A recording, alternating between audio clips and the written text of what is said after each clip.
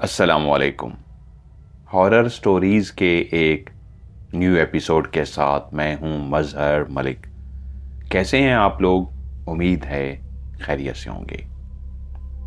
आज जो मैं आपको कहानी सुनाने जा रहा हूं, आप लोगों की काफ़ी फरमाइश थी कि मेरी ज़िंदगी से जुड़े हुए जो ऐसे वाक़यात हैं जो आज भी एक राज की तरह हैं, उन राजों से पर्दा हटाया जाए। तो एक ऐसी ही कहानी आज आपको मैं सुनाने जा रहा हूं। ये उन दिनों की बात है कि जब काम का जनून हर वक्त दिमाग पर सवार होता था।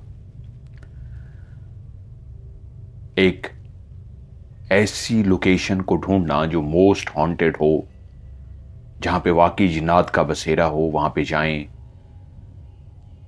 राज प्रोग्राम रिकॉर्ड करें और उसको बैठ के फिर मैं एडिट करवाऊं और उसके बाद जब वो ऑन एयर हो तो फीडबैक आए प्रोग्राम आप लोगों को कैसा लगा। जिन दिनों ये राज प्रोग्राम की रिकॉर्डिंग होती थी तो सिर्फ एक प्रोग्राम में राज नहीं करता था, उसके अलावा भी कई प्रोग्राम थे जो मैं साथ साथ कर रहा था। कई लाइव शो थे हफ्ते में जो 3 दिन 4 दिन मुझे वो करने होते थे। फिर मुख्तलिफ प्रोड्यूसर जो प्रोग्राम करके लाते थे उनको प्रीव्यू करना होता था। ऐसी कई जिम्मेदारियां थीं जिनको निभाना होता था। बहुत कम दोस्त थे, ऑफिस के जो लोग थे वही बेस्ट फ्रेंड भी थे। आज भी वो राब्ते में हैं, कुछ राब्ते में नहीं भी हैं। उमर फारूक, फराज हमीद, आसिफ इकबाल, जावेद इकबाल करल, कई लोग हैं, तनवीर गिलानी, मैं नाम भूल ना जाऊं। तो इनके साथ गपशप इसलिए होती थी कि जब सुबह ऑफिस गए, रात 12 बजे तक वहीं ऑफिस में ही गुजारनी है, बाहर जाने का मौका नहीं है, तो इन्हीं के साथ ही शरारत, मजाक, हंसी सब कुछ होता था। कुछ ऐसे दोस्त भी बनाए थे जब कभी टाइम मिलता, पता होता कि आज इस हफ्ते में 1 दिन 2 दिन फ्री हैं, तो या उनके पास मिलने चले जाते या वो ऑफिस में आ जाते और वहीं बाहर कुर्सियों पे बैठ के चाय पी जाती और गपशप की जाती। ये उन्हीं दिनों की बात है, जैसे मैंने पहले कहा, सिगरेट हर वक्त मेरे हाथ में होती थी जो अब छूट चुकी है। एक बुझती थी तो उसके बाद एक और शुरू हो जाती थी और दिन में 2-3 डब्बियां खत्म हो जाती थी। शुक्र है इससे छुटकारा मिल गया। तो हमारे एक बहुत अच्छे दोस्त थे, यहां उनका फर्जी नाम है जीशान। वो बहुत खाती पीती फैमिली से ताल्लुक रखते थे। एक शजरा नस्ब था बकायदा उनका, और जिंदा दिल थे। दोस्त आपके वही बन सकते हैं जिनके साथ आपका मिजाज मिल सके, हम मिजाज हों। यकीनन उनकी आदत, उनकी बातें, उनका रहन सहन ऐसा था जिसमें हम मिजाजी नजर आई, तो इसलिए वो एक बेहतरीन दोस्त बन गए। उनका एक डेरा भी था जहां पे अक्सर हम जाते और वहां पे फन करते, कई रिकॉर्डिंग्स भी की वहां पे। तो काफी दिन हो गए थे जीशान से मुलाकात नहीं हुई थी। जीशान के साथ एक ऐसा ताल्लुक बन गया था कि अक्सर जीशान के हम घर पे भी चले जाते और वहीं बैठ के जीशान से गपशप होती।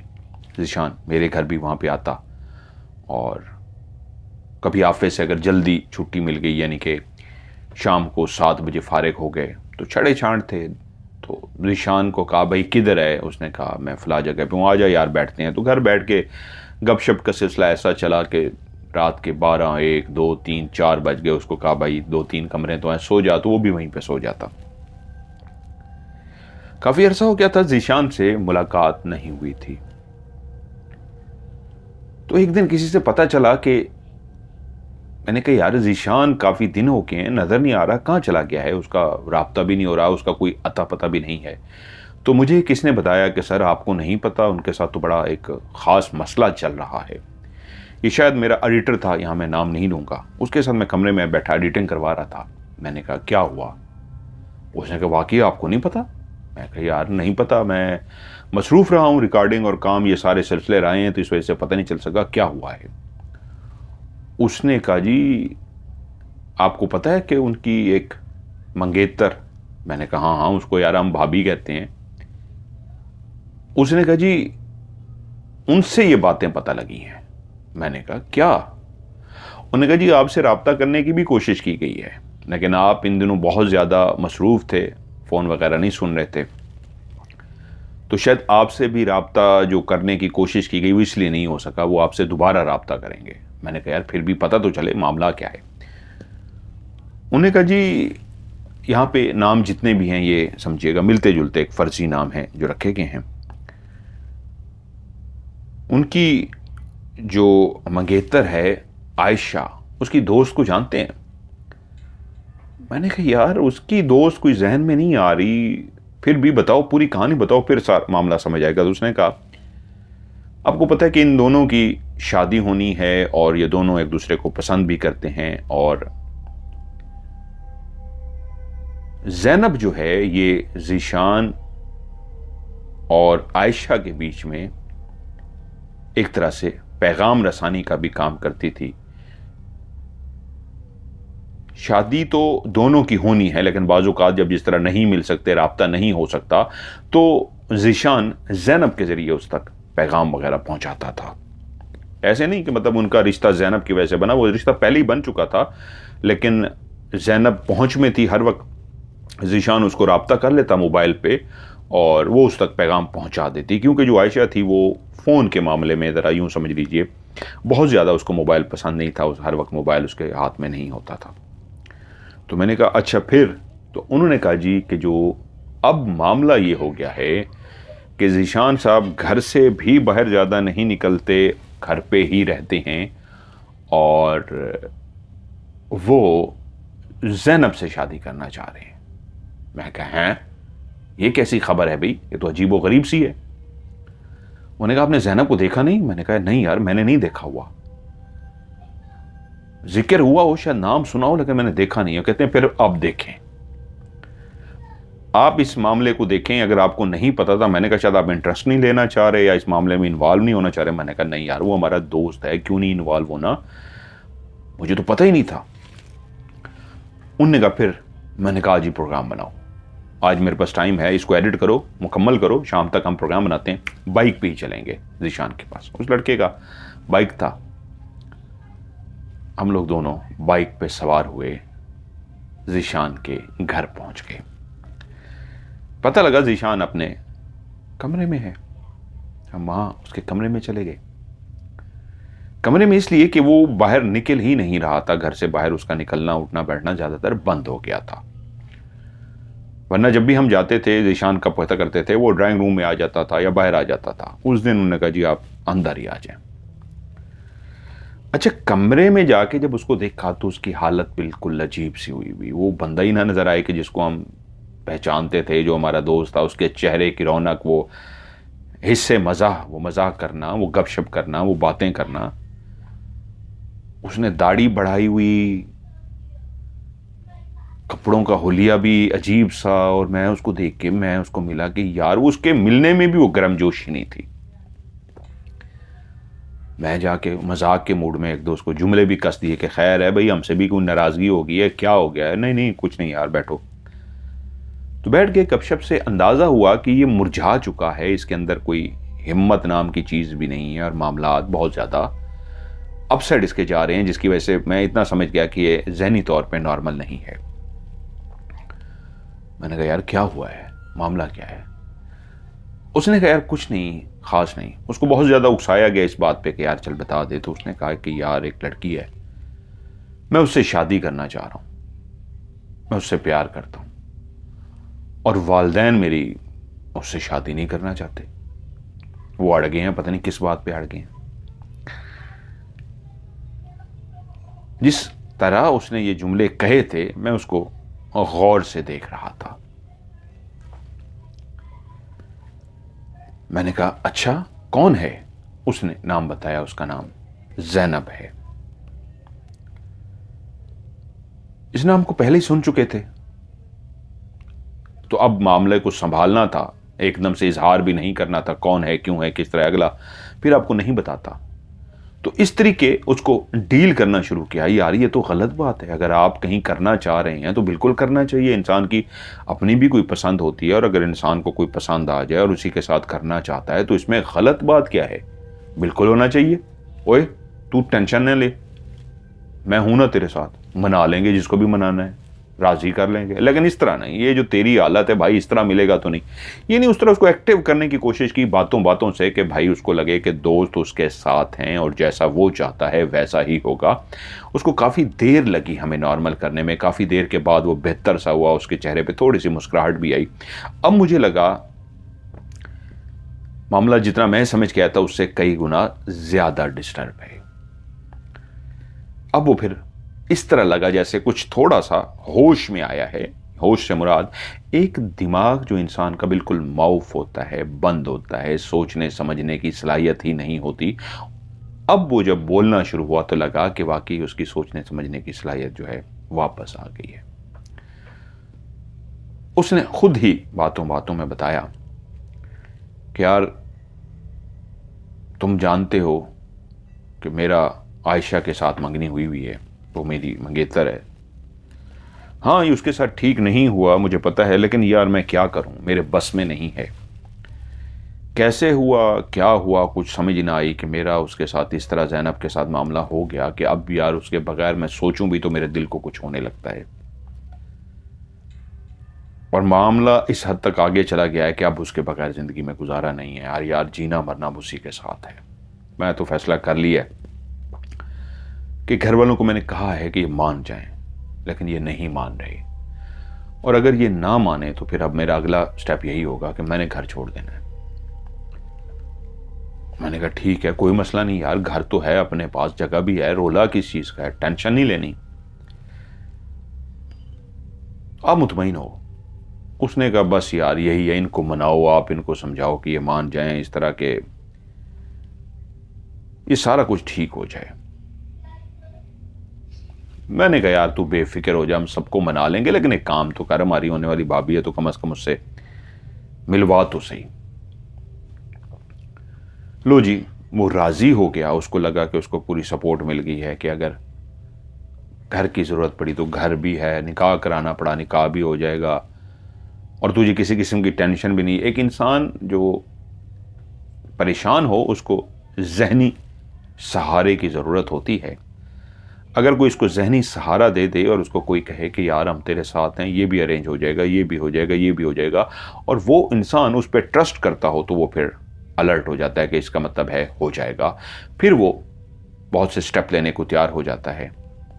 ऐसा ही लगा कि हमारी बातों से वो एक्टिव हो गया कि अगर नहीं मानते ये मनाने की कोशिश करेगा, अगर नहीं मानते तो कोई बात नहीं, मैं छोड़ के घर भी हो जाएगा, सारा कुछ हो जाएगा, मैं अपना कर सकता हूँ, ये भी कर सकता हूँ, ये भी कर सकता हूँ। उसने कहा यार आज नहीं कल का प्रोग्राम बनाओ, कल हम उनकी तरफ चलेंगे। मैं कहा यार आज क्यों नहीं, क्योंकि टाइम था। उसने कहा यार अब टाइम ज़्यादा हो गया है, इस वक्त वो अवेलेबल नहीं होगी। तो मैंने कहा यार एक काम करना, कल का तू जिस वक्त तुझे ईजी होके लगे, बल्कि उनके घर चलते हैं, उनके घर वालों से भी चल के बात कर लें, ज़रा देख लें कि वो भी राज़ी हैं कि नहीं है। पहले तो उनको मना के आते हैं, अगर उनके माँ बाप राज़ी हैं, सारा कुछ पुरसकून है, तो फिर उधर चले जाएंगे तेरे घर वालों की तरफ, उनको भी मना लेंगे, चक्कर कोई नहीं है, तू बेफिक्र हो जा। वो काफ़ी ज़्यादा रिलैक्स हो गया। जब हम वहाँ से जाने लगे तो उनके घर वालों से बात हुई, उन्होंने वही जो कहना था, जिस तरह घर वाले कहते हैं, उन्होंने वही कहा कि इसको समझाएं क्या हुआ है, इसकी बात समझ नहीं आ रही, पता नहीं, हम तो इसको समझा समझा के थक गए, इसके पल्ले कुछ नहीं पड़ रहा, आप लोग इसको काफ़ी समझाएं, जिस तरह एक घर के बड़े बुजुर्ग कहते हैं। उसी तरह बहुत ज़्यादा उन्होंने हमें कहा, हमने कहा जी बेफिक्र हो, हमने आपसे कहा है कि मामले को भरपूर कोशिश करते हैं हल करने की, और अच्छा होगा जैसे आप चाहते हैं वैसे हमारी ही ख्वाहिश है। यकीनन सी बात है, अभी तो मामले का कोई अता पता ही नहीं है, पहले मामला समझ आ जाए, उसके बाद बेफिक्र हो जाए। अगले दिन का जी मामला तय था और हम लोग रवाना हो गए। ज़ीशान साहब साथ थे और ज़ीशान की बड़ी सी गाड़ी में हम तशरीफ़ फरमा, वो कहते हैं कि जी वहाँ पहुँच गए जिस इलाके में वो गाड़ी दाखिल हुई और गलियों से गुजरते हुए अंदाज़ा हो गया कि जिस जगह पे हम जा रहे हैं कि वो कुछ ख़ास अमीर लोग नहीं हैं, एक बिल्कुल सादा से नॉर्मल से ही लोग हैं। और जिस जगह पे जाके हमने गाड़ी रोकी तो उसके बाद पैदल हमें जाना था, उस गली के अंदर गाड़ी नहीं जा सकती थी, गाड़ी को रोक दिया गया और यूं पैदल सफ़र, क्योंकि गलियां कुछ तंग सी होती हैं, वहाँ पे गाड़ियां नहीं जाती। लो जी, चलते चलते एक घर के सामने जाके स्टॉप किया तो मैं उसको देखा घर को कि भाई उसके नक्शे को अंदाज़ा हो गया कि भाई कोई ख़ास नहीं है। अंदर गए जी, बहुत ही प्रोटोकॉल से वेलकम किया गया और सहन इस तरह का था कि जिसके अंदर ईंटें तो लगी हुई थी लेकिन प्रॉपर एक जो ईंटें होती उस तरह नहीं, कच्ची पक्की जिस तरह लगा के फ़र्श बना दिया जाता है इस तरह का फ़र्श था। कुछ दीवारें ऐसी थी जिस पे प्लस्तर था, कुछ प्लस्तर के बगैर थीं और 2 कमरे थे, सहन था। और एक कमरा ऊपर छत पे भी बना हुआ था जो हमने बाद में पूरा विज़िट किया था, जिसमें मेरे ख्याल में उनके भाई साहब रहते थे जिनकी शादी हुए शायद 2 साल हो चुके थे, लेकिन वो एक सेज बनाई जाती है, मतलब एक आर्टिफिशियल जो फूलों की सेज होती है, वो अभी भी वहाँ पे मौजूद थी। अच्छा जी, उनकी वालदा ने रिसीव किया और ज़ीशान को बहुत वेलकम किया और मोस्ट वेलकम किया और मोहब्बत के साथ अंदर लेके गए। हम उनके दोस्त थे, डेफिनेटली हमें भी रिस्पेक्ट दी गई। उन्होंने जी एक कमरे में जाके बिठाया और बातें वगैरह शुरू हो गई, क्या पिएंगे खाएंगे, नहीं जी कुछ भी नहीं, ये है वो है। अब इंतज़ार था ज़ैनब का कि जी जिनके साथ ये साहब शादी करना चाह रहे हैं और एक ज़िंदगी का फ़ैसला कर चुके हैं उनको देखा जाए। और जब थोड़ी देर तक एक बाकायदा दुपट्टा लिए एक मशरकी लड़की जिस तरह दाखिल होती है उसी तरह वो दाखिल हुई, लेकिन उसको देखते ही पाँव के नीचे से ज़मीन निकल गई। उठ के उनको सलाम किया और क्या हाल है, ये है, जिस तरह एक फॉर्मेलिटी के जुमले बोले जाते हैं उस तरह के जुमले बोले गए। एक बात क्लियर हो गई कि मामला गड़बड़ नहीं, शदीद गड़बड़ है। वो कहाँ, उसका तो ये लेवल है ही नहीं इस बंदे का, क्योंकि उनकी जो शक्ल सूरत थी वो तो किसी सूरत ये तो जिंदगी में उसकी तरफ देखना भी नहीं चाहेगा। खुदा ना खास्ता किसी की शक्ल के ऊपर कोई एतराज नहीं है, अल्लाह के बनाए हुए चेहरे हैं, लेकिन हर इंसान का एक लेवल होता है। अब उनके रंगत भी काली, मतलब यूं समझ लीजिए बिल्कुल मामूली सी, इंतहाई मामूली सी शक्ल सूरत की ज़ैनब मालिक। इतना समझ आ गया कि मामला वो नहीं है जिस तरह नजर आ रहा है, ये बहुत कोई टेढ़ा मामला है। अब इन्वेस्टिगेशन समझिए शुरू हो गई कि ये गड़बड़ हुई कैसे है, ये पैचअप हुआ कैसे है, उसका मिजाज ही नहीं था ये वाला, तो ये कैसे इनके बीच में हो गया। तो ट्रेस करते करते इतना समझ आनी शुरू हो गई कि मामला जादू टोने का भी है, पीरी मुरीदी का भी है। और इस तरह बातें करते करते इतना अंदाजा हो गया, उनकी हाँ में हाँ मिलानी पड़ी। जब आप उनकी हाँ में हाँ मिलाते हैं तो आपको रेस्पेक्ट भी मिलती है और लगता है कि जी इनकी तरफ से आए हैं तो हम भी राज़ी हैं। इसी तरह विज़िट भी करा दिया गया, इसी चक्कर में विज़िट भी करा दिया गया, सारा करा दिया गया। घर का एक जगह ऐसी नज़र आई जहाँ पे कुछ मुझे इस तरह का सामान नज़र आया जिससे मुझे अंदाज़ा हुआ कि ये वाले दिया, ये वाली मोमबत्तियाँ, इस तरह का सामान जो होता है, अगरबत्तियाँ, ये तो इस तरह के अमलियात और इन चीज़ों के लिए इस्तेमाल होता है। तो उनसे पूछा गया कि ये क्या है। वो नहीं, ये वो जलाए जाते हैं, ये शाम को जलाना होता है, हर जुमेरात को जलाना होता है और ये करना और वो करना होता है। मैंने कहा ठीक है। अब उगलवाना था कि ये किसके पास जाते हैं। जादू टोने के लिए, तावीज़ के लिए डेफिनेटली किसी के पास जाते होंगे, लेके आते होंगे। बातों बातों में इतना उनको कायल कर लिया कि भाई हम भी मानने वाले हैं, हमारे तो अपने पीर साहब हैं, मानने वाले हैं, उनसे लेके आते हैं, ये बात करते हैं, वो करते हैं। इस तरह करते करते आखिर उनको जब कायल कर लिया तो उन्होंने भी सरसरी उनका बता दिया। और जब सरसरी बता दिया, अब उसको ट्रेस करना ज़्यादा मुश्किल नहीं था, उसको ट्रेस किया जा सकता था। जिस बंदे के बारे में उन्होंने बताया ऐसे है, ऐसे ऐसे है। ज़ीशान बिल्कुल नॉर्मल रहे, हैप्पी रहे। ये अंदाज़ा हुआ यहाँ आके वो बंदा इतना खुश हो गया था, रिलैक्स हो गया था, जैसे उसको दुनिया जहान की खुशी मिल गई हो। लो जी, जब वापस आ गए, ज़ीशान को घर छोड़ा तो मैं मामले को समझ चुका था कि ये जादू के ज़रिए ही उस बंदे को बिल्कुल इस तरह जकड़ लिया गया था कि उसका दिमाग माउफ हो गया था और वो उसका दिमाग काम नहीं कर रहा था। ये इतना बड़ा केस नहीं था, समझना ही इसको मुश्किल था। जब समझ आ जाए, फॉल्ट ट्रेस हो जाए, तो फिर तो उसको हल करना बड़ा आसान होता है। खैर मुख्तसर जब समझ आ गया कि मामला इस तरह का जादू का है और वो माँ और बेटी दोनों जादू के ही किसी मामलात में इन्वॉल्व हैं, तो अब मामला था इसका तोड़ करना। अब डेफिनेटली जिस बंदे पे हुआ होता है वो या तो कोई मीठी चीज़ खा चुका होता है उनके हाथों से, या कुछ उसको और खिलाया जा चुका होता है जो इस वक्त नाम लेना मुनासिब नहीं, वो कोई गलाजत होती है लेकिन वो मिक्स करके दी जाती है। तो इस तरह के मामला नज़र आ गया कि यकीनन उसके अंदर है और उसको अब पहले इससे नॉर्मल करना है, उसका दिमाग वापस आए, उसके सोच समझ वापस आए, उसके बाद चीज़ें बेहतर हों। तो ये तो इतना बड़ा टास्क नहीं था।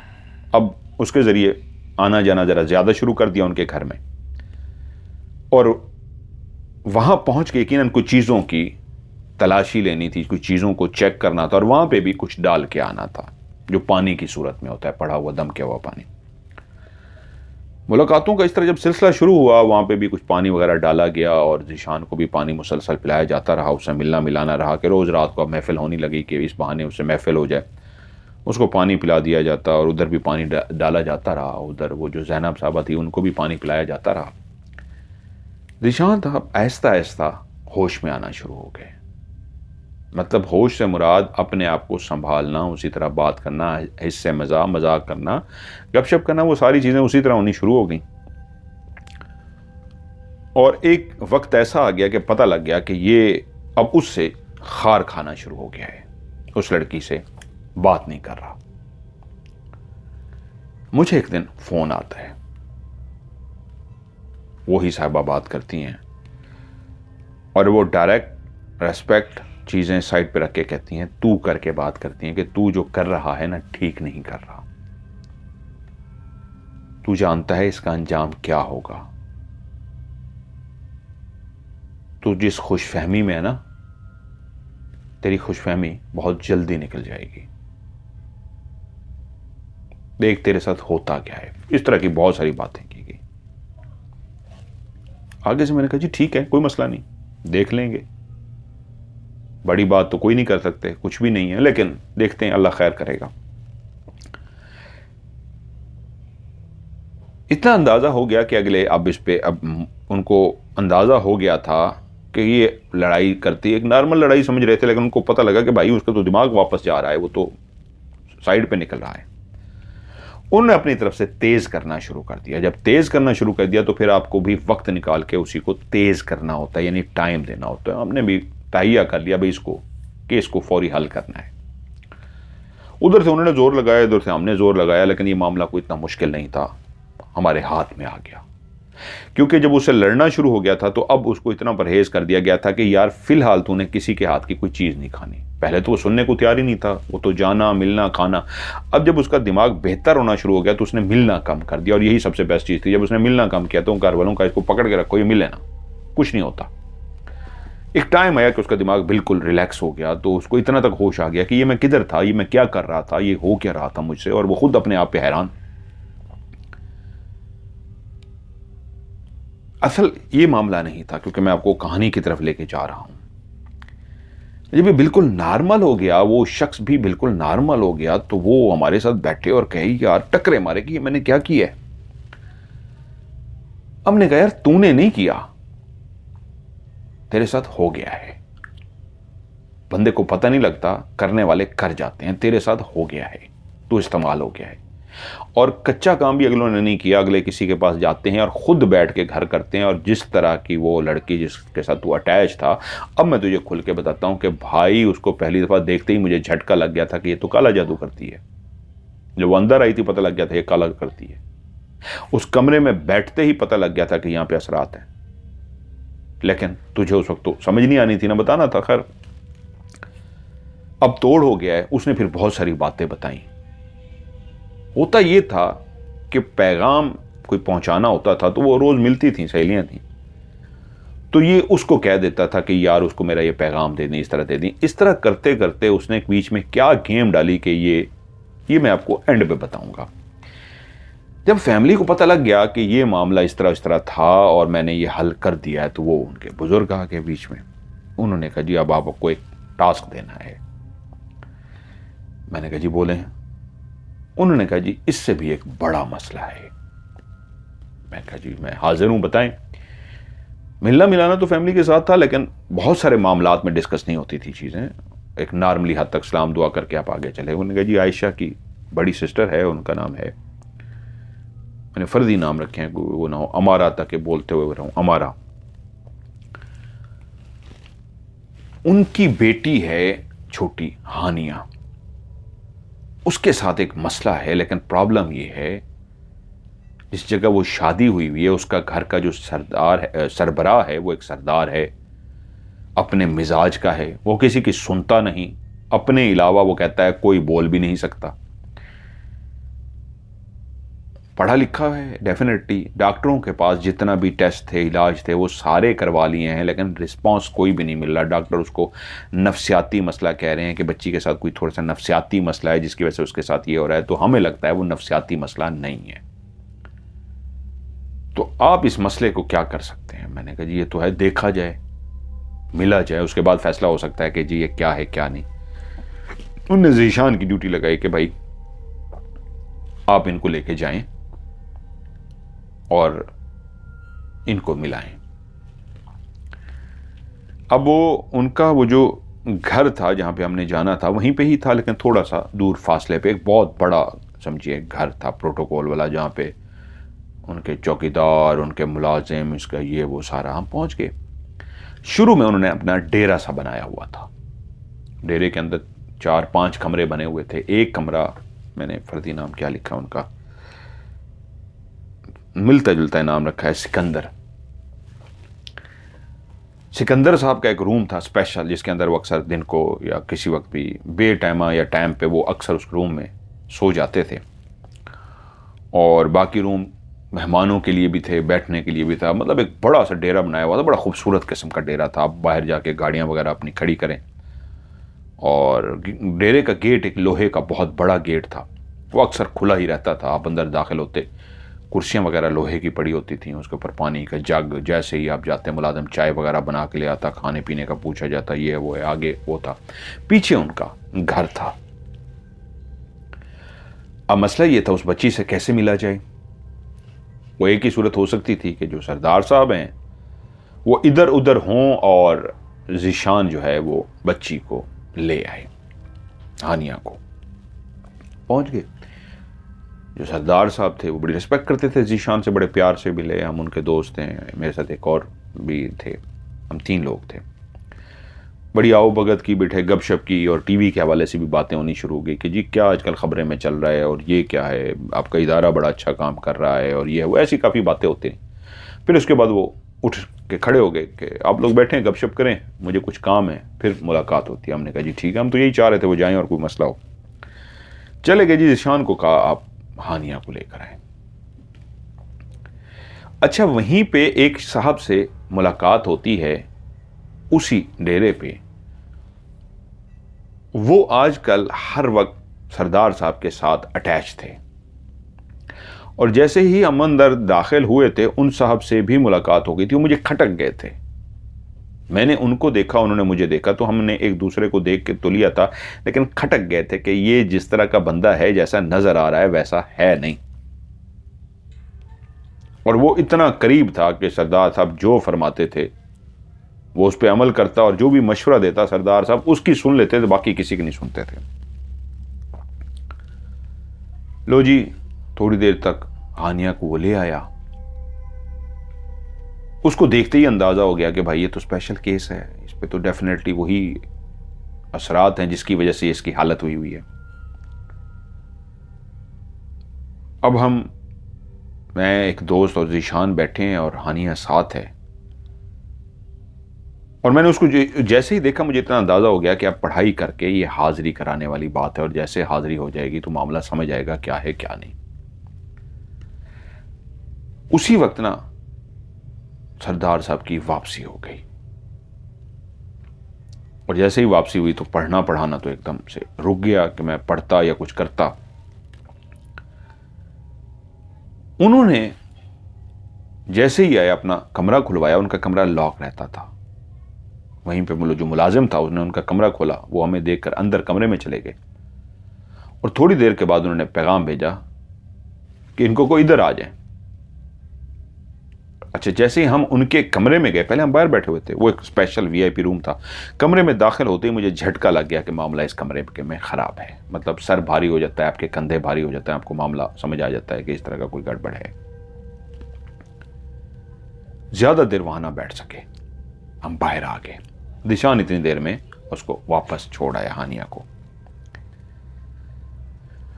उनको फ़ोन आ गया, वो अभी बैठना चाह रहे थे, बातचीत का सिलसिला जारी था कि उनको फ़ोन आ गया। तो उन्होंने कहा यार मुझे फिर जाना पड़ रहा है, मैं आ गया था, आप लोगों से बातचीत करके ज़रा मज़ा आ रहा था, लेकिन पहले मैं गया था तो मुझे उनका फ़ोन आ गया दोस्त का कि कल पे रखते हैं, तो मैं रास्ते से ही वापस आ गया। तो अभी उनका फिर फ़ोन आ गया कि नहीं यार बंदा आ गया कि अभी आ जाए, तो बस मुझे निकलना पड़ रहा है।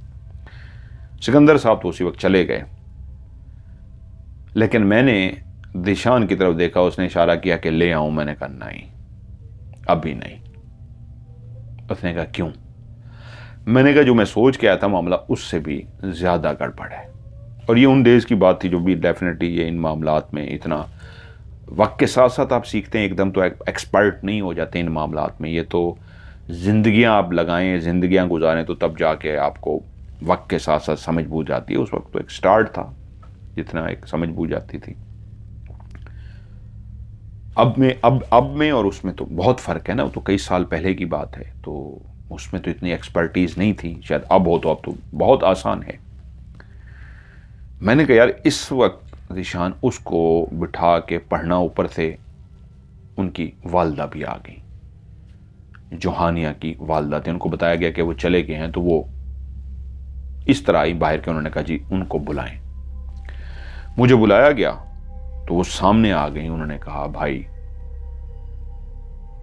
आपने इनको देख लिया, आपको क्या लगता है?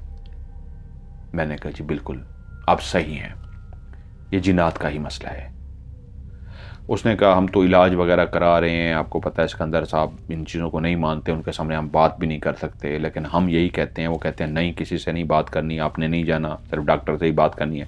लेकिन बच्ची को आराम नहीं आ रहा, मुसलसल मामला ख़राब होता जा रहा है और दिन ब दिन ज़्यादा ख़राब होता जा रहा है। इसको झटके लगते हैं, इसके हाथ पाँव मुड़ जाते हैं। मैंने कहा जी बेफिक्र हो, अल्लाह खैर करेगा, टेंशन ना ले, अल्लाह खैर करेगा। उन्होंने कहा भाई आप क्या कर सकते हैं? ज़ीशान ने बताया। मैंने कहा जी मैं भरपूर कोशिश करूंगा, जितना बस में हुआ मैं पूरा कर दूंगा, अल्लाह खैर करेगा। लें जी, अब हम वहीं डेरे पे आकर बैठ गए और फैसला ये हुआ कि ज़ीशान ने कहा आज रात हम यहीं रहेंगे। कमरा था वहाँ पे, खाना पीना सब कुछ था, किसी चीज़ की टेंशन नहीं थी। मैंने कहा नहीं यार वापस जाना है, काम है और बहुत सारे मसले। उसने कहा नहीं यार आज रात तू इधर। वो जिद पे अड़ गया। उसने कहा अच्छा ज़्यादा मसला हुआ, 11-12 भी बज गए, मैं तुझे छोड़ आऊँगा, तूने उधर ही सोना है ना, या यहाँ से उठ के सुबह ऑफिस चला जाएंगे, मामला ऑफिस का ही, मैं तुझे छोड़ दूंगा।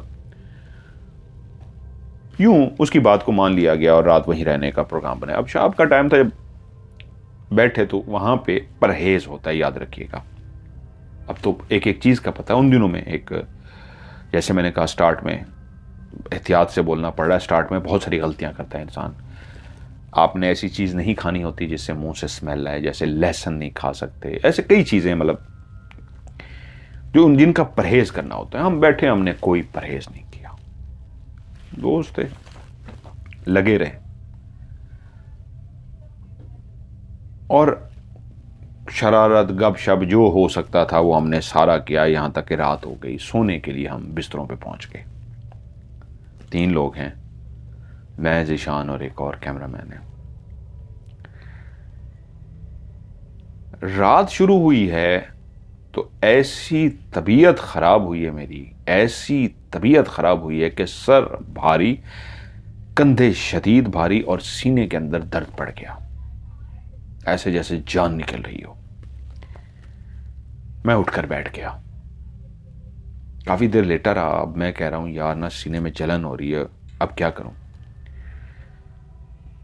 थोड़ी देर के बाद मैं उठ के बैठा तो उसकी निगाह पड़ गई ज़ीशान की, वो भी उठ के बैठ गया। कहता है क्या हुआ है? मैंने कहा यार कुछ हजमी सी हो गई है, लगता है कुछ खा लिया है, ऐसे सर भी भारी है, कंधे भी। कहता है यार आज मूला मंगवाता हूँ मैं, वो खा और तो सेट हो जाएगा। मैंने कहा यार इस वक्त सारे सो रहे होंगे, गलत होगा। कहता कोई मसला नहीं, मैं ले आता हूँ। वो कैसे गया क्या गया मुझे नहीं पता, बहरहाल वो ले आया, वो पानी में डाला। वो हाजमूला कह रहा हूँ, वो एक इनो टाइप होता था, उसमें डालते थे और जल्दी से बुलबुले बनते थे और पानी पी लेते थे। कोई फर्क ना पड़ा।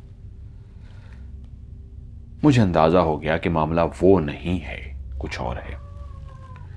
बाकायदा हाथ पांव से आग निकलना शुरू हो गई, ऐसे जैसे जलन होती है और आपके हाथ पांव से आग निकलती है। कोई हाथ मिलाए तो ऐसे। मैंने हाथ भी मिलाया ज़ीशान को, कहता है तुझे तो बुखार है। मैंने कहा नहीं मुझे बुखार नहीं है।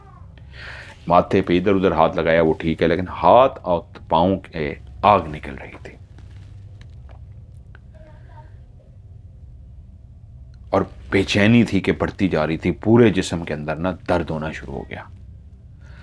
उसी वक्त मुझे, अभी तक जो शक तो पड़ चुका था कि मामला गड़बड़ है, कि उसी वक्त महसूस हुआ कि वो कमरा भी जहाँ पे हम ठहरे हुए थे उसके के साथ वो सिकंदर साहब का कमरा था, कि उसी, मैंने ज़ीशान को कहा यार थोड़ी देर के लिए ना बाहर चलते हैं कमरे से ज़रा, मैं क्योंकि मैं अक्सर मेरे साथ ऐसा होता था। मैं उसको अभी तक यही समझ रहा था कि या वो है या गड़बड़ है।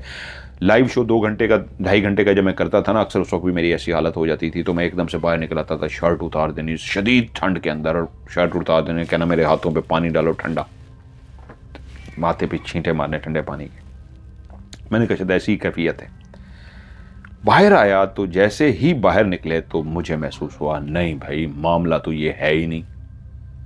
सिकंदर साहब के कमरे के करीब से मैं गुजरा तो मुझे ऐसा झटका लगा कि मैं एकदम से पता लग गया अच्छा मामला ये है। मेरी जान निकलने वाली। अब जब मुझे मामलात की समझ आ गई, मैंने कहा क्या हुआ है, ये क्यों हुआ है?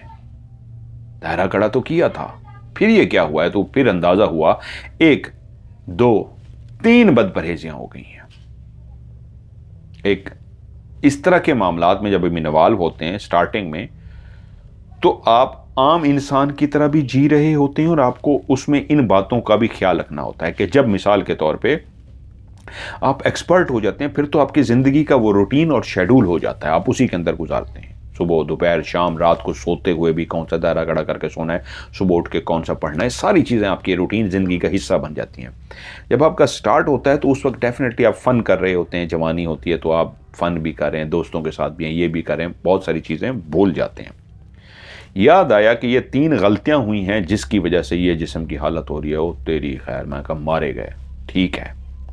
और अच्छा किया था उसकी हाजिरी भी हानिया की नहीं करवाई थी, वरना वो मुझसे होना भी नहीं था।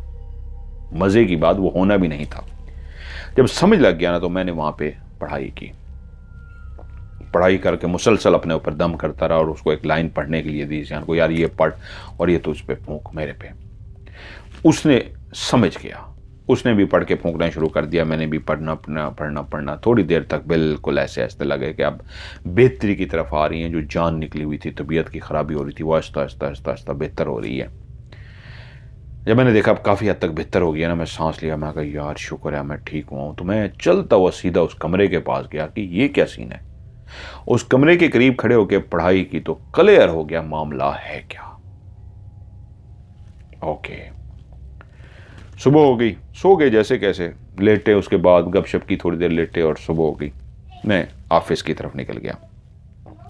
कोई ख़ास काम वगैरह नहीं था आज, जो करने वाले काम थे काम किया और ज़ीशान मुंतज़िर था, वो आ गया लेकर, सीधा उधर ही गए उसी घर। उसको मैंने कहा था कि जब मैं फारिग हो जाऊँगा तुझे कॉल कर दूंगा, मुझे पिक कर लिया। उसने मुझे पिक कर लिया, सीधे डेरे पे गए, उधर गए।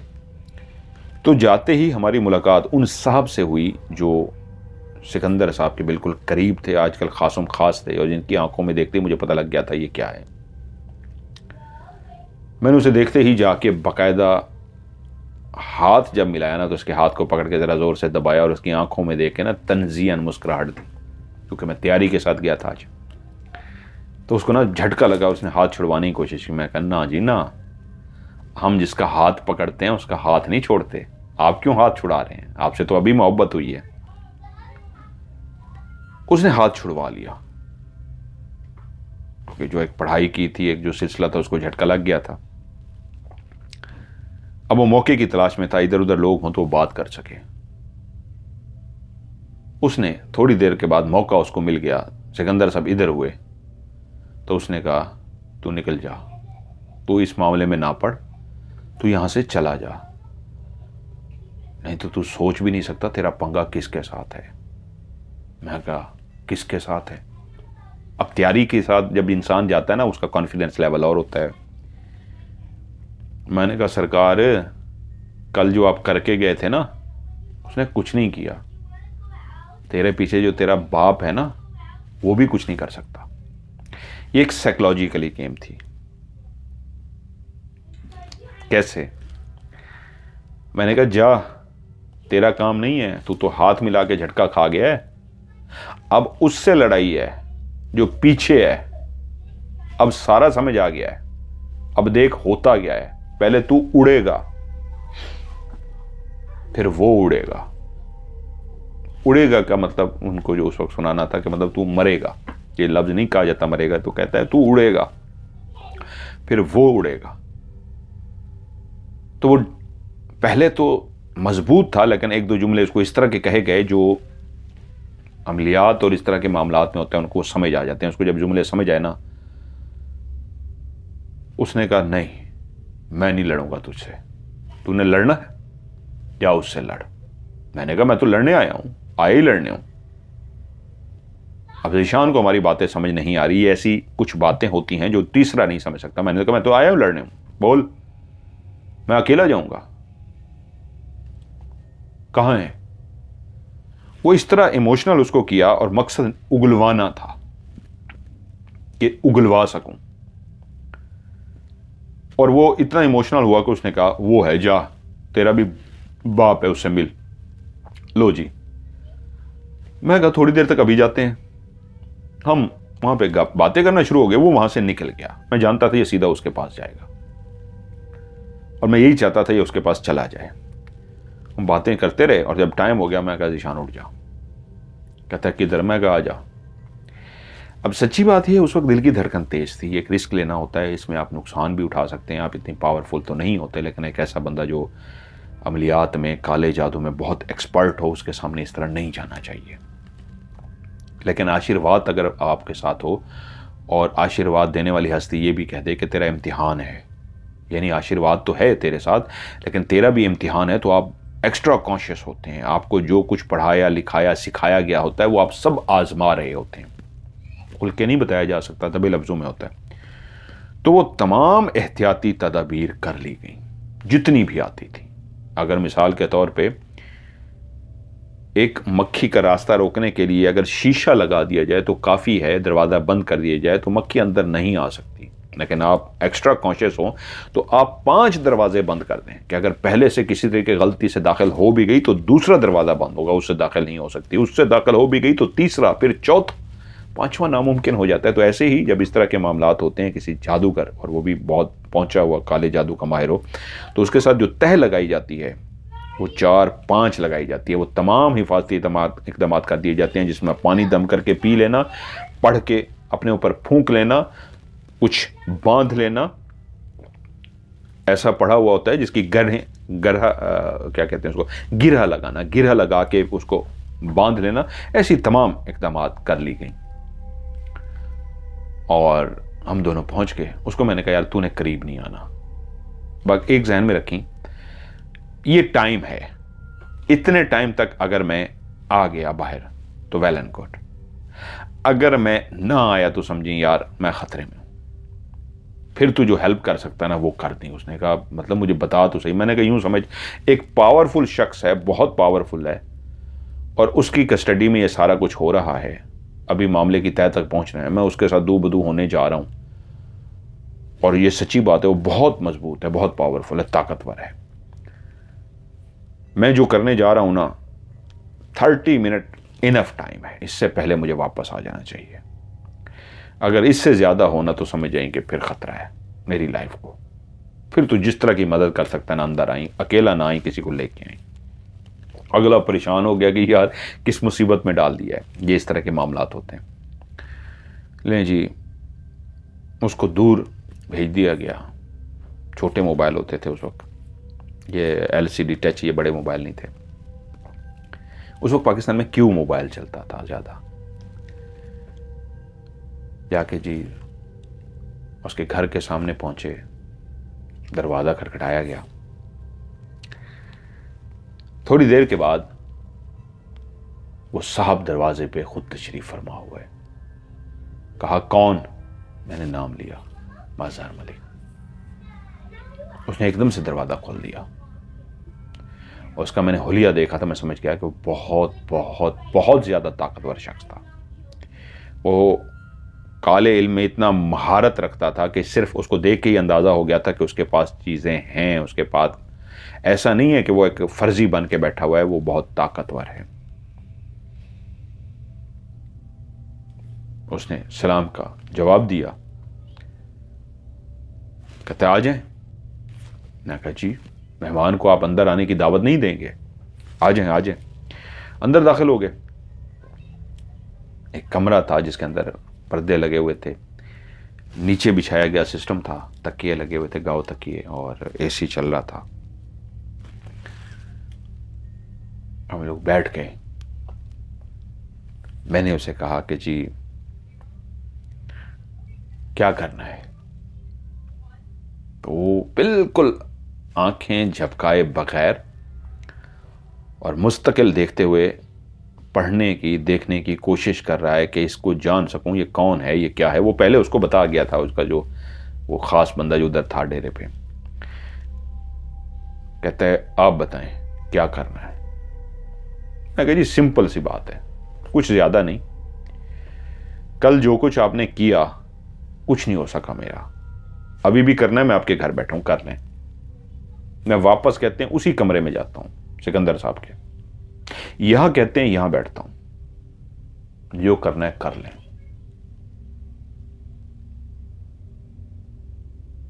कुछ देर दोनों की तरफ खामोशी रही। अब वो जज करने की कोशिश कर रहा है, क्या कर रहा है। तो कहता है फिर? तो मैंने कहा जी सिंपल सी बात लेकर आया हूं, लड़ाई करनी है या पीछे हटना है? मैं ताकतवर हूं आपसे। ये मैंने एक साइकोलॉजिकली जुमला बोला। मैंने कहा जी मैं ताकतवर हूं आपसे। आपके पास एक इल्म है, वो मेरे पास भी है, लेकिन मेरे पास टीवी की ताकत भी है। मैं टीवी पे काम करता हूं। उस इल्म का तोड़ मैं इल्म से कर दूंगा, लेकिन उसके बाद रगड़ूंगा आपको, ऐसा रगड़ूंगा कि आप सोच भी नहीं सकते, और सब कैमरे के सामने करूंगा। रह गया वार करना, अभी करें। एक बात का याद रखिएगा, रात जो कुछ भी आपने किया वो वार मुझ पे खाली गया है, और अभी आपके सामने बैठ के गया हूं, अकेला हूं, चेक करें, कोई भी नहीं है। वार करें। इंसान को मान होता है ना, उसके पास एक चीज है, वो ये वार कर सकता है, पढ़ सकता है, करें, वार करें। नहीं कर सकते आप, करके देख लें, करके देख लें। अब मुझे नहीं पता ये बात कि वो पढ़ रहा था, क्या कर रहा था, उसके होंठ नहीं हिले, वो देखता रहा, मुसलसल देखता रहा, सोचने की कोशिश करता रहा। और मैं अपने कॉन्फिडेंस को, अंदर बेशक हार्ट बीट तेज थी, एक खौफ की अलामत थी, लेकिन उसके सामने एक लहजा और बोलना ये था कि करो जो करना है। जब मैं बोल चुका तो उसने कहा क्या चाहते हो? मैंने कहा जी अपने उस बंदे को कहो यहीं से सुलह कर लेते हैं, सिकंदर साहब के कमरे में जो दबाया है वो निकाल दे, कहानी खत्म। मैं नहीं आऊंगा, आपने मेरे पीछे नहीं आना, मैं आपके पीछे नहीं आऊंगा। और याद रखना मैं खुद आया हूं यहां इसलिए, मौका देने के लिए कि कर जो करना है, और अगर यहां नहीं करना तो वापस जाता हूं। जगह बता, तू बता जगह। सिकंदर साहब का कमरा, उसका डेरा, मेरा घर, कब्रिस्तान, कहां जाना है मैं इसको भी कबूल करने को तैयार हूं, बोल तू, आ जाऊंगा। अब वो शायद इतनी देर में पढ़ चुका था, चेक कर चुका था, या अंदाजा हो गया था। आपका भी एक औरा होता है, उस वक्त तो पता ही नहीं था औरा क्या होता है, सीधी सी बात है। उसको अंदाजा हो गया। उसने कहा ठीक है, वो आज ही निकाल देगा। वो निकाल देगा। मैं कहा नहीं, आज निकालेगा, मैं अभी वहीं जाऊंगा और जाते ही आपको फोन करके बता दूंगा। निकाल दिया तो कहानी खत्म, फोन नहीं करूंगा। अगर जाते ही ना निकाला उसने तो फिर याद रखना, मैं नहीं, सिकंदर साहब आपसे मिलेंगे, फिर वो आपको बताएंगे। मैं निकालूंगा, बेहतर यही है आपकी चीजें उसको निकाल दें। मैंने निकाला तो फिर उनके सामने निकालूंगा और कैमरे के सामने निकालूंगा और आप मेरा कुछ नहीं कर सकते। खैर, इस तरह की कई बातें हुई। उसने कहा ठीक है, आप जाओ, मैं उसको फोन कर देता हूं। मैं कहा ठीक है, बेहतर है मेरा फोन ना आए। मेरा फोन ना आया तो आपका मेरा फिर कोई लड़ाई नहीं है। मैं वहां से बाहर निकल आया, वक्त से पहले आ गया। वो बाहर इंतजार में था, कह रहा यार मैं तो परेशान था। मैंने कहा सब ठीक हो गया। हम लोग पहुंच गए, उधर गए तो कमरे में जैसे ही दाखिल हुए तो पता लगा कमरा नॉर्मल है।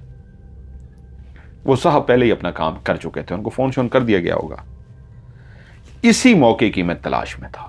मैंने कहा फौरी एक काम कर, हानिया को लेके आ। उसने कहा यार सिकंदर साहब, मैंने कहा आज आ जाए, अब टेंशन नहीं है, कल थी, अब वो आ भी जाए तो अब कोई रोला नहीं है। वो ले आया, कॉन्फिडेंस लेवल जानता था। उसको सामने बिठाया गया। यकीनन सी बात है, अभी तक उसके अंदर कोई हाजिरी, हाथ पांव का मुड़ा होना या जो चीज़ें थी वो तो नहीं थी। जैसे ही पढ़ाई शुरू की थोड़ी देर के बाद डेफिनेटली हालत इंसान की वैसे हो जाती है। उसकी कंडीशन उस तरह की हो गई। सबसे पहले उसकी आंखों से ही पता लग गया कि उसके अंदर बाकायदा तौर पे एक हाजिरी हो चुकी है। लेकिन अब मामला बहुत मेरे लिए वो हो चुका था कि इजी हो चुका था। जो बहुत मुश्किल था वो अब बहुत इजी हो चुका था। पढ़ाई की और उसके हाथ पांव उसी तरह मुड़ने शुरू हो गए। उसके मुंह से बाकायदा झाग निकलनी शुरू हो गई। उसकी आंखें झपके बगैर उसकी आंखें लाल सुर्ख हो गई। और इतनी देर में सिकंदर साहब भी तशरीफ ले आए। उनने जब ये देखा वो तो भड़क गए। ज़ीशान को मैंने कहा था इनको संभालना है, इनकी आंखों के सामने होगा। वो तो हाइपर हो गए। एक तो उनका कमरा इस्तेमाल हो रहा था, उन्हीं के कमरे में ये सारा प्रोसीजर हो रहा था और ऊपर से वो इन चीज़ों के सख्त खिलाफ थे, इनको मानते नहीं थे। और उन्होंने कहा ये क्या काम हो रहा है। उसको ज़ीशान ने पकड़ लिया। उसने कहा सिर्फ 5-10 मिनट दे दें, उसके बाद जो दिल करेगा आप हमें कीजिएगा, सिर्फ 10 मिनट। वो बंदा कहाँ सुनने वाला था, कहाँ बर्दाश्त करने वाला था। ज़ीशान के वो थे ना, एक है नहीं, ये है वो, ऊंचा ऊंचा बोलना शुरू हो गए। मुझे भी अंदाज़ा हो गया कि अब ध्यान बंटना शुरू हो गया कि बाहर वो लड़ रहे हैं। तो उनकी वालदा जो थी हानिया की, वो आ गई नकाब करके।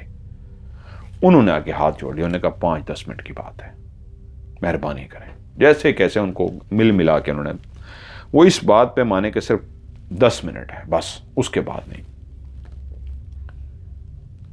ले जी, 10 मिनट तक मामला बिल्कुल नॉर्मल हो गया। बाकायदा तौर पे उसके मुंह से उल्टी निकली, सब्ज कलर की अजीबो गरीब सा एक वो निकला। और वो बिल्कुल जो उसकी आंखें एक जगह से टिकटिकी हो गई थीं और उसके हाथ पांव मुड़ गए थे और जो उसकी हालत हो गई थी, कई कहानियों में आप सुन चुके हैं इस तरह की जो होती हैं, वो नॉर्मल हो चुकी थी हालत। और उसके बाद बाकायदा तौर पे उसको सब पानी शानी डाल के पानी पिलाया गया और उसको होश में लाया गया। तो बिल्कुल उस तरह नॉर्मल थी जो बहुत कम अरसे में उन्होंने देखा था कि वो नॉर्मल है। उससे बातचीत की गई तो वो बिल्कुल नॉर्मल थी और उसकी माँ, उसके सारे खुश हो गए कि ये भी उसका जो स्टाइल था और वो जिस तरह बदल चुकी थी, वो सब चीज़ें ख़त्म हो चुकी थी। वो सिकंदर साहब भी अंदर आ गए, वो उसने भी देखा तो उनको अंदाज़ा हुआ कि यार वो तो वाकई कुछ हुआ है। उससे बातें कर रहे, वो हंस रही, वो बात कर रही, वो एक पहले की तरह बच्ची जिस तरह एक्टिव थी उसी तरह वो हो रही है और उसी तरह कर रही है। सारे हैरान हो रहे हैं और उनको भी लगा कि नहीं मामला कुछ है। वो कहते हैं इसको लेकर जाओ घर। उसको घर भिजवा दिया बैठ के। मुझे कहते हैं क्या है। मैंने कहा जी इससे पहले कि आप बहुत सवाल जवाब करें, आपके हर सवाल का जवाब मिलेगा, अभी फ़िलहाल आप उसको, बच्ची को 2-3 घंटे चेक करें और उसके बाद जब आपकी तसल्ली हो जाए फिर आगे चलेंगे। बात को मान गए लेकिन खामोश रहे, हमसे बात नहीं की। हम साइड पे बैठे रहे, वो अपना लगे रहे। 3-4 घंटे तक उन्होंने भी चेक कर लिया, खाना शाना हमने खा लिया तो पता लगा जी वो बिल्कुल परफेक्ट है और उनको पता लगा जी अब तो वो अल्हम्दुलिल्लाह बिल्कुल सही है। वो भी कायल हो गए मामला है क्या। अब मेन जो रुकावट थी वो दूर हो चुकी थी। उस जो कमरे के अंदर थी, पहला जो काम किया गया, उस कमरे को दायरा खड़ा कर दिया गया कि इसके अंदर दोबारा कोई चीज ना रखी जा सके। उस कमरे के अंदर रख दी गई ताकि दोबारा लॉक कर दिया गया दायरा कड़ा की सूरत में। उधर जब ये मामला सारा हो गया उस तक रिपोर्ट पहुंच गई जी, उन्होंने उसको भी ठीक कर दिया और आगे वो लड़ाई के मूड में आ गए हैं। उसने तो ये मुझसे कहा था कि बस तू चीज चाहता है निकाल दूं, फिर मैंने कहा था मैं चला जाऊंगा। मैंने ये उसको थोड़ा कहा था कि उसको बैठ के ठीक करना है आनिया को। उसको जब पता लगा कि जी उसने तो ठीक कर दिया है, तो उसने फौरी तौर पे उसे कोशिश की, उधर से पढ़ाई की, लेकिन उस कमरे को भी दायरा कड़ा कर दिया गया था क्योंकि उस कमरे के अंदर ही सिकंदर साहब थे और जो चीज़ पहले रखी गई थी जिसकी वजह से उनका दिमाग माउफ था वो किसी की सुनते तक नहीं थे। अब वो कमरा जब लॉक हो गया तो पानी सबको पिला दिया गया था, सिकंदर साहब को भी पिला दिया गया तरीके से। अब वो बंदा हाइपर हो चुका था जो पीछे था। उस शख्स ने उस रात यकीन मानिए क्या नहीं किया होगा। उसने ऐसा ऐसा वार किया, ऐसा ऐसा काम किया, लेकिन हम लोग इतने रिलैक्स और अलर्ट बैठे हुए थे कि आज रात यूं समझे हल्की सी भी गलती हुई तो किसी की जान चली जाएगी। एक शख्स हमारे साथ था, उसको हमने कहा ये एक एरिया है, इस एरिया से बाहर नहीं जाना आज रात, कल की कल देखेंगे, इस एरिया से बाहर नहीं जाना। वो हमारे साथ बैठा रहा थोड़ी देर तक, अल्लाह बेहतर जाने भूल गया या जान के वो बाहर चला गया। जब वो बाहर गया है तो ऐसी चीखों की आवाज आई है कि हम लोग डर गए कि क्या हुआ है। हम भागते हुए बाहर गए, पतला सुक्का सा था, यहां पे रुमाल रखता था। ये भी याद है उसने सब्ज की तरह के उस दिन कपड़े उसने पहने हुए थे। हम बाहर गए तो वो जमीन पे पड़ा हुआ है, उसके कपड़े फटे हुए हैं, उसका चेहरा लाल हो चुका है और वो जोर जोर से चीखें मार रहा है। जैसे ही उसको देखा मैंने कहा यार देखा ना, उसने गलती कर दी, इसको कहा था नहीं जाना, उसने वही हरकत की है। लेकिन एक बचत ये हो गई थी, उस एरिया तक वो पहुंचा है और उसके बाद जो उसकी ठुकाई शुरू हुई है, उसको जो पढ़ना शुरू हुआ है ना, उसके बाद उसने चीखें तो मारी है, लेकिन उसकी बचत ये होगी वो अंदर आ गया दायरे में। लेकिन इतनी देर में उसकी हालत खराब हो गई थी, उससे बोला नहीं जा रहा था, उसकी हालत खराब थी। हम उसको बड़ी मुश्किलों से अंदर लेके आए, उसको रिलैक्स किया, पानी पिलाया, काफ़ी देर लगी। बहुत डरा हुआ था, बहुत डरा हुआ था। जब काफ़ी बेहतर हो गया उसको खिलाया पिलाया, पूछा क्या हुआ है, उन्होंने कहा जी मुझे याद नहीं रहा। ये अब अल्लाह बेहतर जाने जान के गया, ये उसने कहा मुझे याद नहीं रहा। मैं वहाँ गया हूँ तो मैं ऐसे खड़ा रहा हूँ, कहता है जी मैंने सिगरेट पी है। तो मैं इधर उधर देखता रहा हूँ, मैंने कहा यार क्या माहौल बनाया हुआ है, रात को ये होगा, आज बाहर नहीं जाना, इस तरह नहीं करना, इस तरह नहीं करना। यानी खुद ही बता रहा है, पहले कह रहा है मुझे याद नहीं रहा, फिर वो खुद ही भूल गया कि मैंने नहीं बताना। तो कहते हैं मैंने सिगरेट फेंकी है। मैंने कहा यार क्या है, मतलब आज रात को बड़ा ये होगा, बाहर यूं होगा तो वहाँ होगा तो वहाँ होगा। अब उसने कहा मैं जाके देख लेता हूँ, कुछ नहीं होता। तो कहता है जी वो जो आपने गेट बताया था ना जी, मैंने गेट खोला है, एक कदम ही मैंने बाहर रखा है तो ऐसा लगता है जैसे कोई काला स्याह दो थे, क्लियर काले स्याह थे शैडो की तरह। उनकी आंखें लाल सुर्ख थी, ऐसे जैसे उनके अंदर से कोयला जलता है ना, उस सराइकी में बोला था, कोयला जल के बिल्कुल शोक हुआ होता है आग के अंदर। तो जिस तरह आग, उस कोयले में से हल्की हल्की आग भी निकलती है, तो उसकी आंखों से ऐसी हल्की हल्की बकायदा आग थी। उसके हाथ ऐसे थे जैसे गुब्बारे के बने होते हैं, उसका पूरा वजूद ऐसे था जैसे गुब्बारे का बना होता है, एक ऐसा गुब्बारा जो ट्रांसपेरेंट हो, यानी जिसके आर पार देखा जा सकता है। ट्रांसपेरेंट यानी जैसे एक शीशा लगा होता है घर के अंदर ट्रांसपेरेंट, जिसके आप आर पार देखते हैं, ऐसे ट्रांसपेरेंट। ऐसे दोनों के वजूद काले स्याह थे, लेकिन उनके वजूद के आर पार मैं क्लियर देख पा रहा था। उसके बाजू भी नजर आते थे, लेकिन बाजू के आर पार भी नजर आता था। उसका चेहरा भी वाजे था, आंखें भी थी, लेकिन आर पार नजर आता था। मैं जैसे ही मैंने एक कदम बाहर रखा है, एक ने यहां से मुझे पकड़ा है, उसके बाद दूसरे ने मुझे मारना शुरू कर दिया है। दो थे। कहता है कि जी मैंने दोनों को सिर्फ एक कदम ऐसे बाहर रखा है, एक अंदर ही था मेरा, और एक कदम रखने की देर थी। वो इतने तैयार खड़े थे बाहर के, जैसे ही कदम रखा है, एक ने गर्दन से पकड़ा और दूसरे ने जिस तरह थप्पड़ों की बारिश की, उसके दो नहीं उसके 8 हाथ थे। बंदे कहते हैं मैंने साए 2 देखे हैं, लेकिन ऐसे लगता था जैसे उनके 8 हाथ हों। कहां कहां थप्पड़ पड़ रहा था। एक थप्पड़ अगर एक बंदे के 2 हाथ होते हैं, वो गाल पे मार लेगा, दूसरा थप्पड़ सर पे मार लेगा, कंधे पे मार लेगा। लेकिन कहता है जी बैक वक्त मुझे कोई 8-10 थप्पड़ पड़ रहे थे। एक थप्पड़ अगर सर में था, एक गाल पे था, एक कमर पे था, एक सीने पे था, एक टांग पे था, हर जगह पे थप्पड़ पड़ रहे थे। दोनों के अगर हाथ में गिन लूं तो 4 होंगे, 4 थप्पड़ पड़ने चाहिए। एक ने तो मेरा गला पकड़ा हुआ था, तो बाकी 3 हाथ रह गए। वो 8-10 हाथ थे। मैंने कहा क्या पता और भी हो, तुमने ना देखे हो। कहता है जी वो नहीं मुझे पता, मैंने 2 को देखा जो सामने खड़े थे। झलक ही नजर आई है मुझे भी 2 की, वो इसलिए कि 2 क्लियर सर थे और उनकी आंखें थी जो मुझे नजर आ गई। और इतनी देर में, चंद सेकंड के अंदर उन्होंने मुझे इतना ठुकाई कर दी है कि सर से लेकर पांव तक थप्पड़ों की बारिश कर दी है। अल्लाह ने मेरी जिंदगी लिखी थी कि मैंने उस वक्त जैसे उन्होंने मुझे मारा, मैंने चीखना शुरू कर दिया और मैंने अपना टांग अंदर कर ली है। लेकिन उस चंद सेकंड के अंदर मुझे इतनी मार पड़ चुकी थी कि मैं भागता हुआ अंदर आ गया और उसके बाद मुझे कोई होश नहीं है।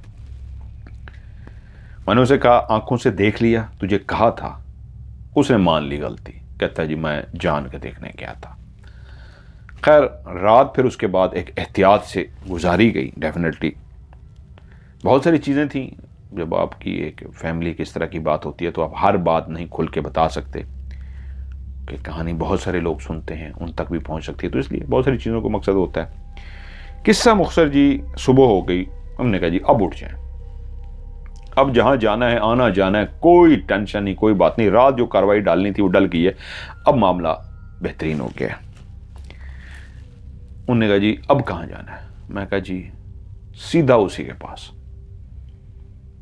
कह रहा उधर जहां तू गया था। मैंने कहा हाँ चलो। सिकंदर साहब भी हमारे साथ गए, उनको सारी बात बता दी गई थी। वहां हम जैसे ही पहुंचे उनके दरवाजे पर ताला पड़ा हुआ था। इधर इधर पूछा गया, किसी को उनके बारे में कोई पता नहीं था कि कहां गए। अकेले रहते थे और अब ताला था, इसके बारे में कोई नहीं जान सकता था। उनके जिम्मे लगा दिया कि जी अब आप इसको ट्रेस करें, इसको पकड़ें। सिकंदर साहब बोले अब ये मेरे जिम्मे है। उनको सारी कहानी बता दी गई थी, अब उनका बिलीव भी हो गया था। उनने कहा था जी अब ये मेरे जिम्मे, बेफिक्र हो जाए। लेकिन मैं जानता था अब वो जो ताला था मुस्तकिल था, वो भाग गए थे। पता लगा वो मकान किराए का मकान था, उनका अपना नहीं था।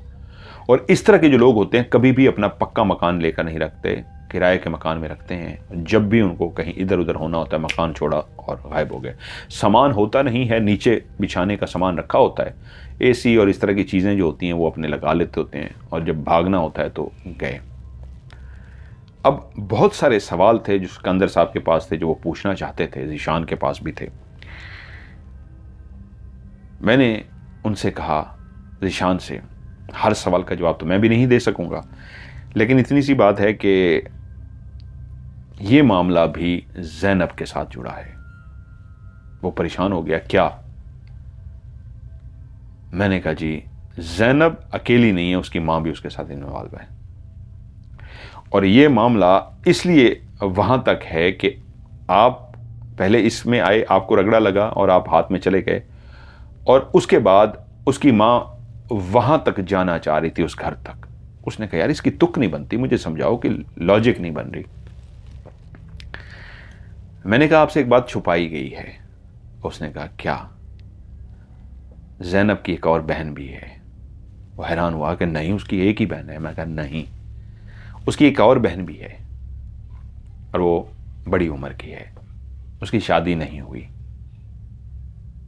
फिर मैंने कहा वो उसकी वहां शादी कराना चाह रहे थे। वो चाहते थे कि ज़ैनब की आपके साथ हो जाए और बड़ी बहन की शादी वहां पे हो जाए। वो अपना एक बैकग्राउंड सेट कर रहे थे सारा। सरबराह है सिकंदर साहब, वो उनके हाथ आ गए थे, और उस शख्स के जरिए जो हर वक्त उनके साथ था, जो अब वो भी दौड़ चुका था, जब वहां वो दौड़ गया तो वो पहले ही सुबह दौड़ गया था। उसके बारे में पता लगा कि वो अरसे से उनके साथ नहीं है, अभी कुछ ही अरसा हुआ था, उठना बैठना मिलना मिलाना हुआ था कि वो चापलूसी करते करते सिकंदर साहब के जड़ों में बैठ गया था, शुरू से नहीं था। वो भी भाग गया। तो वो एक बैकग्राउंड सेट करके वहां तक घुसना चाह रहे थे। जो बड़ी ज़ैनब से बहन थी वो उधर उनकी शादी कराना चाह रहे थे, और जो आप थे आपके साथ ज़ैनब की होना चाह रही थी। और ये सिर्फ आप नहीं, ज़ैनब नहीं, उसकी मां की भी इन्वॉल्वमेंट थी। बहुत सारी इस तरह की बातें थी जो उस वक्त भी उनको फिर खैर नहीं बताएंगी। अब सिकंदर साहब के भी सवालों का जवाब देना था, तो उनके सवालों का भी मुख्तसर सवालों के जवाब दिए गए कि ये लोग जब इस तरह का बैकग्राउंड सेट करते हैं तो बहुत कुछ इनको कुर्बानी देनी होती है। उसकी माँ और ज़ैनब ने बहुत सी कुर्बानियां दी थी, पैसों की भी और तरह की भी, और बहुत बड़ी कुर्बानी दी थी। उन्होंने अपना काफी ज्यादा जेवर दिया था, काफी ज्यादा जेवर था जो उन्होंने सारा दे दिया था। उन्होंने अपनी तरफ से एक ऐसा गेम खेली थी कि इतना अगर लगाएंगे तो उसके बदले बेइंतहा पाएंगे, राज करेंगे। और उन्होंने अपना जेवर सारा लुटा दिया था और बहुत कुछ लुटाया था। मुझे इसका कभी भी पता ना चलता। डेफिनेटली आपको मैंने कहा एक्सपीरियंस इतना नहीं होता, वक्त के साथ आप एक्सपीरियंस लेते हैं तो आपको पता लगता है और आप सारा करते हैं। ज़ैनब के मामले में इन्वॉल्वमेंट में जब मैं चीज़ों को कर रहा था और उधर पहुंचे थे, उस कमरे में जो सिकंदर साहब का कमरा था, दाखिल होते ही जब झटका लग गया था तो पता लग गया था कि यह मामला पहुंच से दूर है, नहीं होगा। शुरू में आपको पता लग जाता होता है कि आपका लेवल यह है, इससे ऊपर आप नहीं कर सकते। हर रूहानियत में हो या काले में हो या सिफरी में, उसको उसका अपना लेवल पता होता है। उस कमरे के झटके से ही पता लग गया था इसका लेवल नहीं है, नहीं कर सकता मैं। तो फिर आप क्या करते हैं, जो जिनकी सरपरस्ती में होते हैं आप उनसे राब्ता करते हैं, उनको बहुत सारी चीज़ें बताते हैं, फिर वो आपसे सवाल जवाब करते हैं, आपको कुछ कहते हैं, वो कराते हैं। तो जब सरपरस्ती आ जाती है ना, फिर बहुत कुछ आपको बता भी दिया जाता है।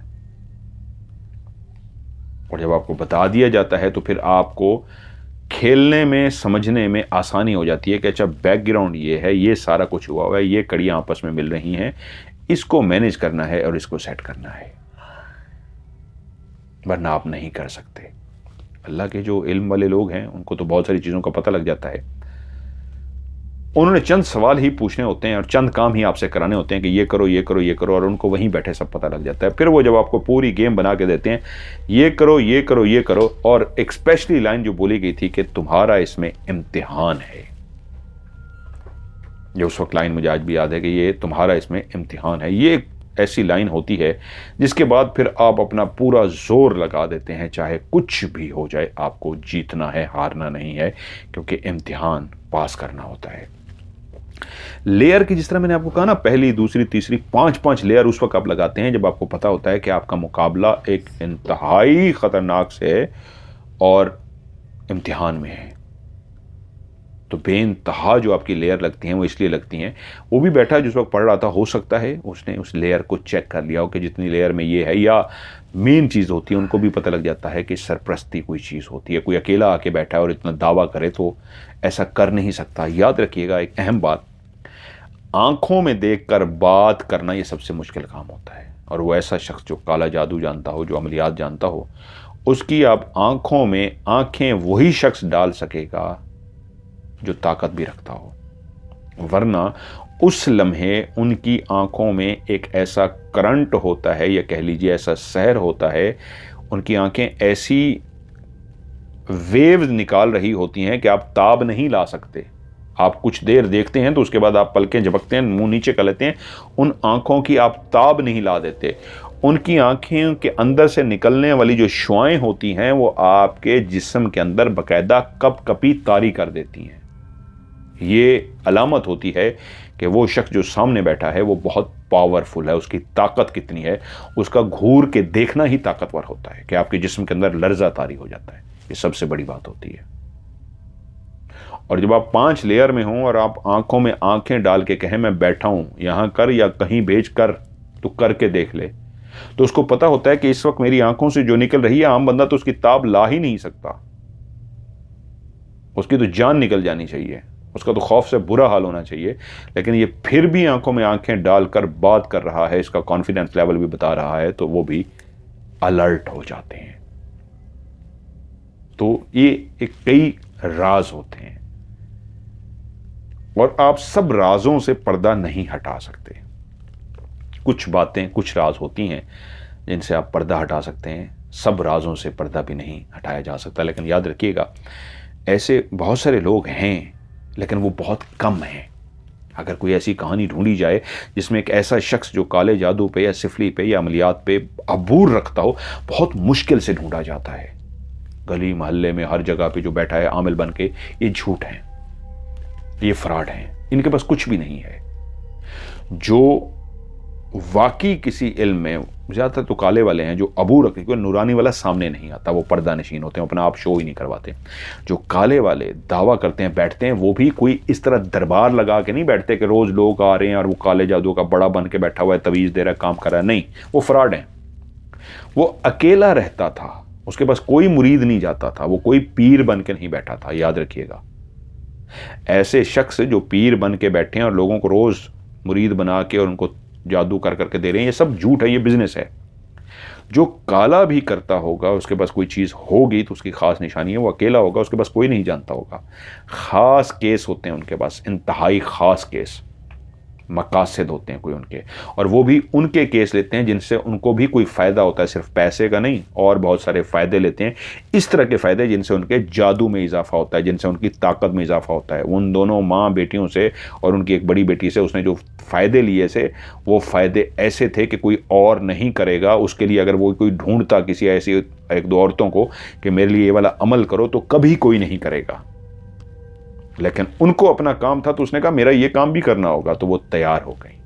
और इतना इतना खौफनाक काम उन्होंने उससे करवाया था कि उन तीनों की आखिरत तो ख़राब करवा दी, लेकिन जब तक उनका मिशन भी नहीं ना होता उन औरतों का, वो कभी ना करती। तो इसलिए ऐसा पीर, ऐसा आमिल जब किसी का काम करता है तो साथ में वो अपने मकासद पूरे करवाता है, लेकिन वो सबसे मिलता नहीं है, वो किसी किसी से मिलता होता है। और ये बहुत कम है इस माशरे में, बहुत कम, ना होने के बराबर। बाकी वो जितने हैं जिनकी बैठकों पे, आस्थानों पे, जगहों पे लोग जाए बैठे हैं और वो काले का तो पीले का तो नीले का, ये सब फ्रॉड है, ये सब झूठ है।